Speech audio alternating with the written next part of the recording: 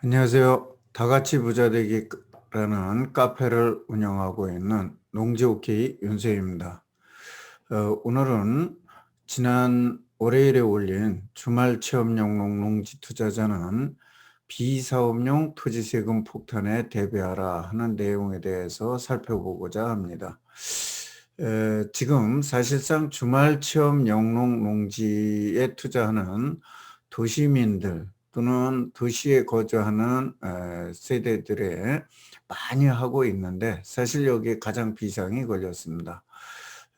지난 3.29 부동산 근절 대책하고 그 다음에 농지 개선 방안에 따라서 나오는, 후속적으로 나오는 그걸로 인해서 지금 농지법의 개정안이 국회에 제출되어 있고, 이미 농수산위원회에서는 먼저 토론회도 한번 가진 것으로 알고 있습니다.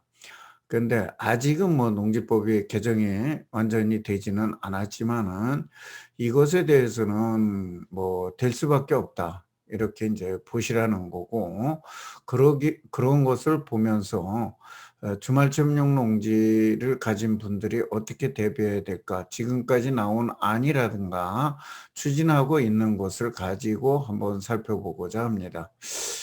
음, 일단 주말 체험용 농지라고 그러는 것은 세대당 1000제곱미터 미만의 농지를 소유하고 있는 경우로서, 법상으로만 얘기한다면 2003년도 3월 이후 법 개정 이후에 취득한 주말 체험 영농지로 취득한 농지가 해당이 되지만은, 일반적으로 우리가 이제 할 때는 세대당 1000제곱미터 미만의 농지를 가지고 있는 경우에 일단 주말 체험 영농 농지로 많이 보고 있습니다.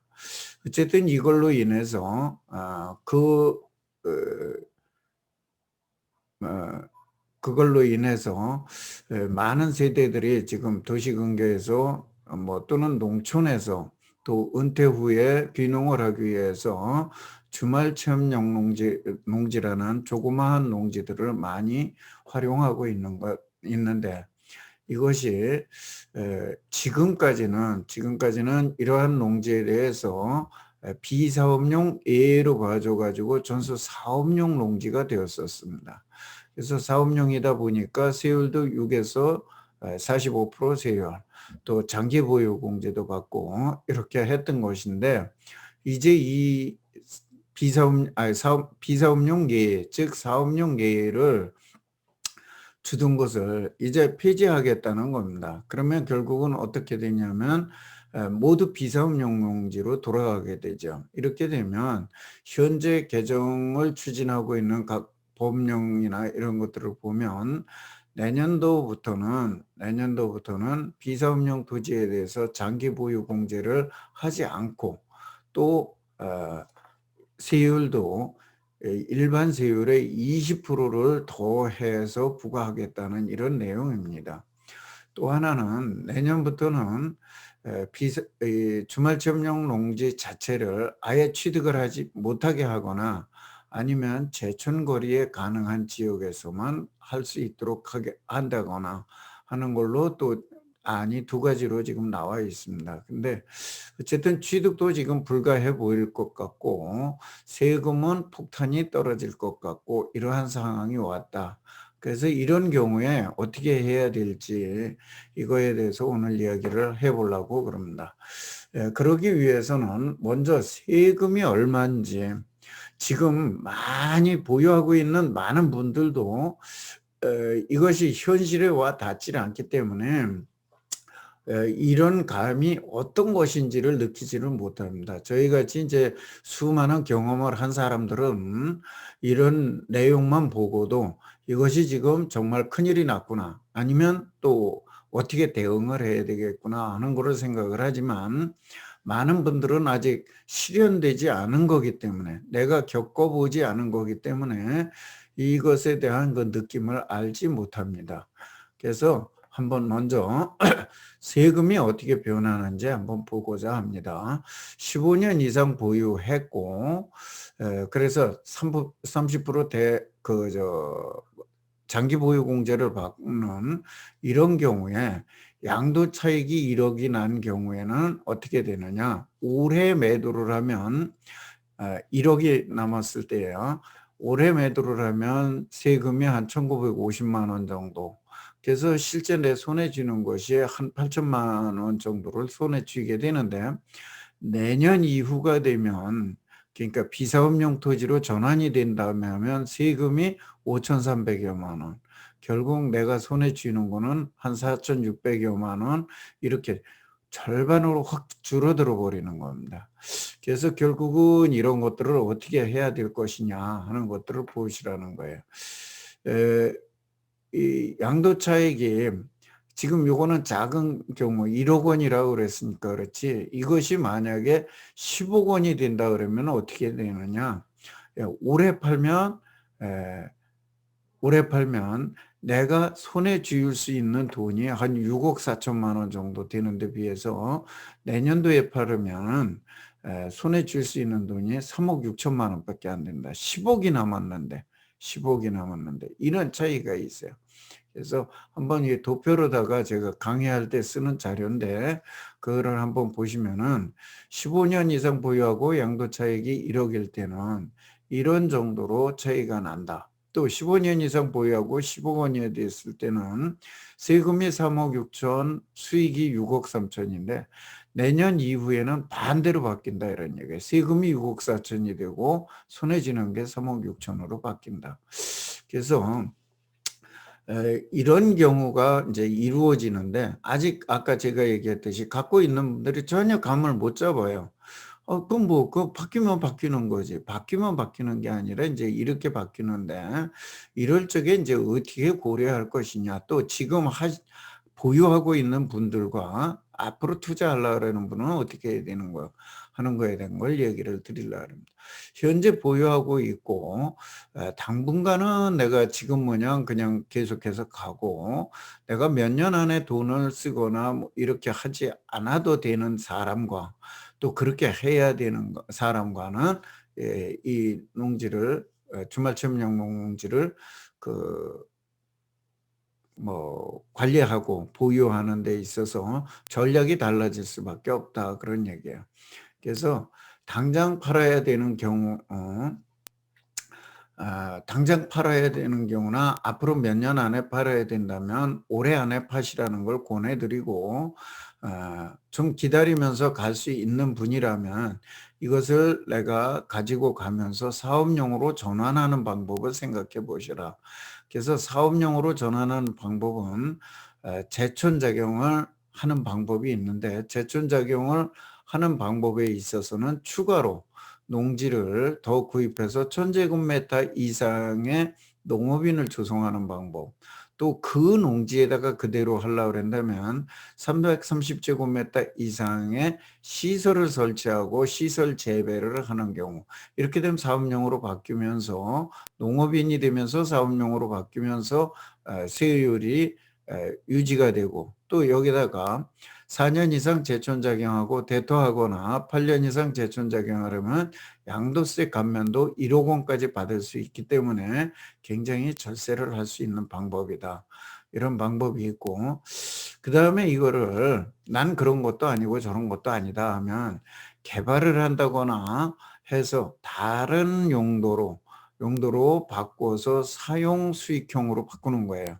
이렇게 해서 사업용으로 만들어서 파는 경우가 있는데, 이런 경우에는 뭐 세금에 대한 감면은 없습니다만은 사업용으로 전환해서 하는 방법이 있다 하는 거고, 그러면 이제 주말 체험 영농 농지를 구입하고 하자 한다면 지금 나온 것이 두 가지예요. 농업진흥지역내권은 못하게 하는 경우하고 농업진흥지역이든 뭐든 못하게 하는 경우, 두 가지가 있는데, 만약 농업진흥지역만 못하게 한다면 도시 주변에서 어차피 주말체험 영농은 해야 되니까 크게 문제가 없습니다, 어떻게 보면.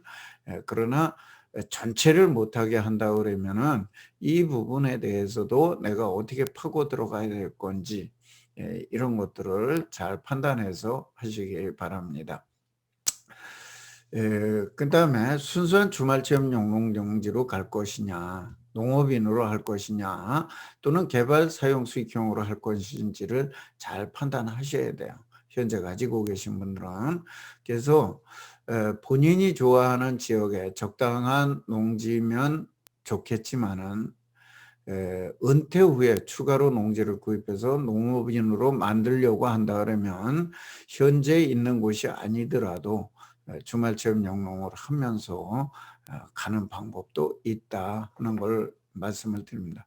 어쨌든 이번에 주말 체험 영농 농지가 순환 시대에 돌입했습니다. 예, 굉장히 정부에서도 적극 권장하던 사업인데 오히려 이번 그 부동산 투기에 대한 근절 대책에서는 아주 그 못된 놈으로 낙인이 찍혀서 가장 폭탄을 맞은 그런 게 있기 때문에 그렇지만은 뭐 방법은 없습니다. 정부 정책이나 법의 그 시행하는 데 따라서 우리가 내가 이득이 될 수 있는 방법을 찾아서 묘안을 짜내서 대응하는 수밖에 없다 하는 것을 말씀드리고 지금 현재 가지고 있는 경우든 새로 하려고 그러는 경우든 반드시 팔아야 되는 것도 아니고 또 꼭 보유해 가는 것도 아니고 이것은 각자의 사정에 따라서 보유하거나 팔거나 또는